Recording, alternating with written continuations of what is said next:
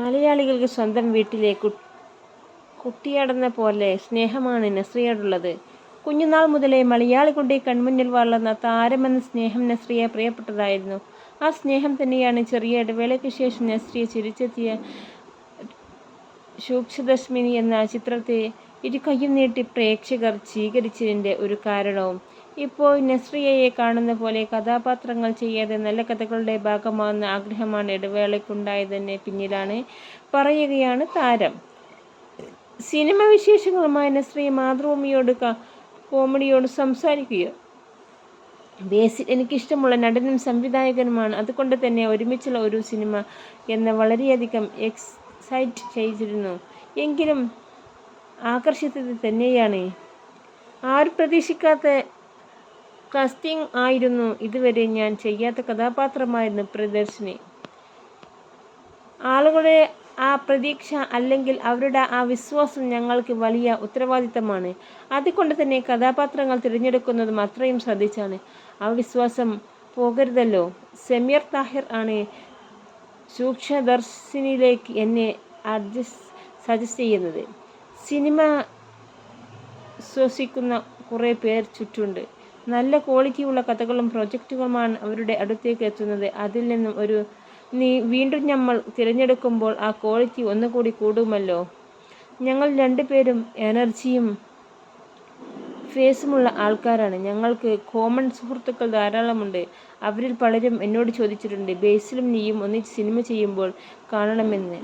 ആ കോംബോ ആളുകൾക്ക് താല്പര്യമുണ്ടായിരുന്നെന്ന് തോന്നിച്ച കാര്യങ്ങളൊക്കെ ബേസിൽ എന്നെ സംവിധായകൻ്റെ ആരാധകയായിരുന്നു ഞാൻ ആദ്യം. കുഞ്ഞിരാമായണം ഒക്കെ എനിക്കേറെ ഇഷ്ടപ്പെട്ട സിനിമയാണ്. നടൻ എന്ന നിലയിലും എനിക്ക് ബേസിനെ വളരെ ഇഷ്ടമാണ്. എങ്കിലും ബേസിലിൻ്റെ സംവിധാനത്തിലൊരുങ്ങുന്ന ചിത്രം കാണാനാണ് കാത്തിരിപ്പ് വരുന്നത്.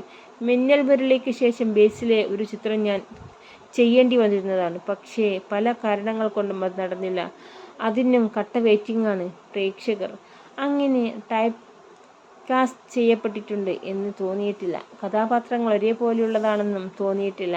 ക്യൂട്ട് എന്നൊക്കെ ആളുകൾ പറയാറുണ്ട്. പിന്നെ ഒരേപോലുള്ള കഥാപാത്രങ്ങൾ എന്ന് എനിക്ക് തോന്നിയാൽ ഞാനും ചെയ്യാൻ തയ്യാറാവില്ല. ദൂരദർശിനി അത്തരത്തിലേറെ വ്യത്യസ്തമുള്ള ഒരു കഥാപാത്രമാണല്ലോ.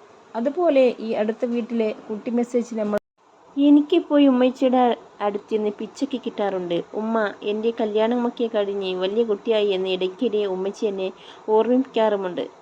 ഞാൻ സീരിയസ് ആയാൽ ഭയങ്കര സീരിയസ് ആണ്. കുട്ടികളി മാറാത്തതിന് ഇപ്പോൾ വഴക്കൊന്നുമില്ല. പിന്നെ എല്ലാ അമ്മമാരെയും പോലെ മുടി വെട്ടുന്നതിനൊക്കെ വഴക്ക് പറയാറുണ്ട്. അത് പിന്നെ എല്ലാ പെൺകുട്ടികളും നേരിടുന്ന പ്രശ്നമല്ലേ. അങ്ങനെ സിനിമയെ മിസ് ചെയ്യുന്ന സാഹചര്യമൊന്നും എനിക്കുണ്ടായിട്ടില്ല. തന്നെ ചെറിയ പ്രായത്തിൽ ക്യാമറയ്ക്ക് മുന്നിലെത്തിയതാണ്. വിവാഹശേഷം മാറി നിന്ന സമയത്തും സിനിമ ജീവിതത്തിൻ്റെ ഭാഗം തന്നെയായിരുന്നു. പ്രൊഡക്ഷൻ്റെ ഭാഗമായും മറ്റും പിന്നെ ഫഹദിൻ്റെ സിനിമകളിലുമെല്ലാം സിനിമയെന്നും കൂടെയുണ്ടായിരുന്നു. ഇടയ്ക്ക് വാച്ച് ട്രാൻസിലൂടെ അഭിനയത്തിനും വന്നുപോയി. അപ്പോൾ നസ്രിയ കാണുന്ന പോലെ തന്നെ കഥാപാത്രങ്ങൾ നല്ല കഥകളുടെ ഭാവനമെന്ന ആഗ്രഹമാണ് ഇടവേളയായതിന് ശേഷം. പിന്നെ അല്ലാതെ സിനിമ ചെയ്യാതെ ഒരു ജീവിതവും ഉണ്ടാവുമെന്ന് ഞാൻ പറഞ്ഞില്ല. ഇപ്പോഴത്തെ സ്റ്റേജിൽ ഞാൻ ഭയങ്കര ഹാപ്പിയാണ്. ഞാൻ വിശ്വസിക്കുന്ന കഥകൾ ചെയ്ത് എനിക്കും വേണ്ടപ്പെട്ടവർക്കും വേണ്ടി ഞാൻ സമയം കണ്ടെത്തി അങ്ങനെ ഒരു ജീവിതം ഇപ്പുറത്ത് നന്നായി നോക്കുന്നുണ്ട്.